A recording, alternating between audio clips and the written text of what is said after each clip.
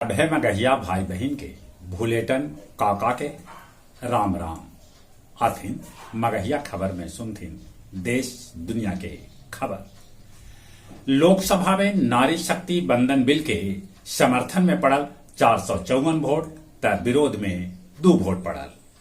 राज्यसभा में आज पेश कैल जाए नारी शक्ति बंधन बिल। बिहार के मुख्यमंत्री नीतीश कुमार कहल का कि एसी एसटी ओबीसी ईबीसी वर्ग के महिला के भेटाए आरक्षण। सुप्रीम कोर्ट उठौलक सवाल का सजाए में छूट मांगल दोषी सभे के मौलिक हक है का। ट्रैफिक में अब न रहतन 35 बछर से ऊपरे के सिपाही। परिवहन विभाग बिहार में चलावत 2200 नया बस।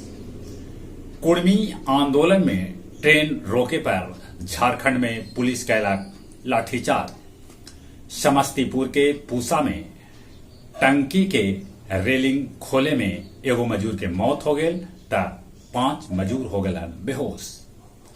बक्सर के बड़का सिंहनापुर गांव के पीएनबी में हो गए 19.5 लाख रुपया के लूट। छत्तीसगढ़ में 5 करोड़ के होयल बैंक डकैती में गया के 5 गो डकैत के पुलिस कैलक गिरफ्तार। उड़ीसा के बालासोर में गणेश जी के प्रसादी खाए से 35 आदमी पड़ गए बीमार। पूर्वी चीन में आयल बवंडर जगरा में 10 आदमी के है मौत के खबर। स्पेन से आयल पहला C-295 विमान। कनाडा में भारतीय सभे के सतर्क रहे के देल गए है चेतावनी। मैक्सिको के संसद दावा कैलन है कि एलियन कंकाल से भेटायल है अंडा।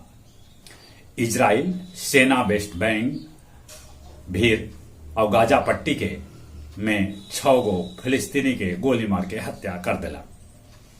नीदरलैंड के तीर्थ यात्री सभे ई पिंडदान लेल कैलन है अप्लाई। 12 चट्टी के कंचन नगर भी कोयला लदल ट्रक पलट गए त आसपास के लोग कोयला लूट लेलन। आजाद पार्क गया में गणेश उत्सव पर हो रहा है रासलीला। टेकारी नगर परिषद के खाता में पड़ल है 27 करोड़ रुपया, बाकी केकरो वित्तीय प्रभार न मिले से पैसा के निकासी न हो रहा है। बेलागंज पुलिस कैलक 125 लीटर दारू जब्त। अब कुछ खेल के समाचार। वनडे रैंकिंग में मोहम्मद सिराज नंबर 1 गेंदबाज बनलन। दक्षिण कोरिया के हरा के भारत वॉलीबॉल के नॉकआउट में पहुंच गया। देश के नंबर 1 टेनिस खिलाड़ी सुमित आर्थिक तंगी से जूझ रहलन है। चैंपियन लीग में मैनचेस्टर सिटी और बार्सिलोना जीत के साथ कैलक शुरुआत। चले अपने सभे के एक बार फिर से भूलेटन काका के राम राम।